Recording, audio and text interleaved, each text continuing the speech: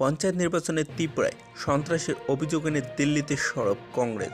বিভ্রান্তি ছড়াচ্ছেন কংগ্রেস। ত্রিপুরা সম্পর্কে তাদের সঠিক কোনো ধারণাই নেই বিজেপি। বিস্তারিত জানিয়ে দেবে, সঙ্গে থাকবেন।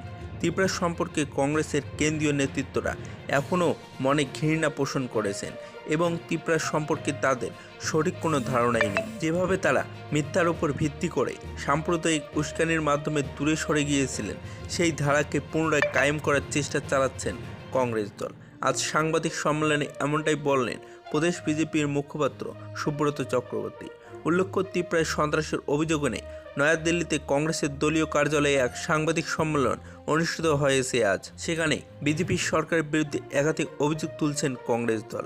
সম্প্রতি ঘটে যাওয়া গন্ডাছড়াই ঘটনাকেও মণিপুরের ঘটনার সঙ্গে তুলনা করেছেন কংগ্রেস নেতা অজয় কুমার। এর এই পরিপ্রেক্ষিতেই এই দিন বিজেপির সাংবাদিক সম্মেলনে ঘটনার তীব্র নিন্দা জানান প্রদেশ বিজেপির মুখপাত্র সুব্রত চক্রবর্তী। বলেছিলেন, গন্ডাছড়ার যুবক পরমেশ্বরের রিয়াংয়ের মৃত্যু দুঃখজনক, তবে এটি একটি দুর্ঘটনাজনিত ঘটনা। এক ভবঘুরিকে বাঁচাতে গিয়ে সেই ঝামেলার সৃষ্টি হয় এবং সেখানে তাকে ধাক্কা দিলে সে বিদ্যুতের তারে সংস্পর্শে আসে। কিন্তু এই বিষয়ে কংগ্রেস বলছেন, পঞ্চায়েত নির্বাচনের আগে নাকি রাজ্যের দাঙ্গা সৃষ্টি করা হচ্ছে, আর এই ব্যক্তিদের তীব্র নিন্দা জানান তিনি। এর মাধ্যমে রাজ্যের শান্তি সম্পত্তি বিনষ্ট করে গোটা ভারতের বুকে ত্রিপুরাকে বদনাম করছেন কংগ্রেস দল।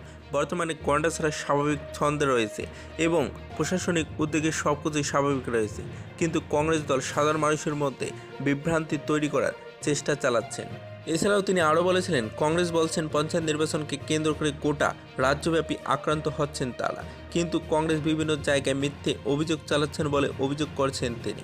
সাংবাদিকদেরও মিথ্যে বিবৃতি দিচ্ছেন কংগ্রেস নেতৃত্বরা, এমনই অভিযোগ করলেন বিজেপির প্রদেশ মুখপাত্র।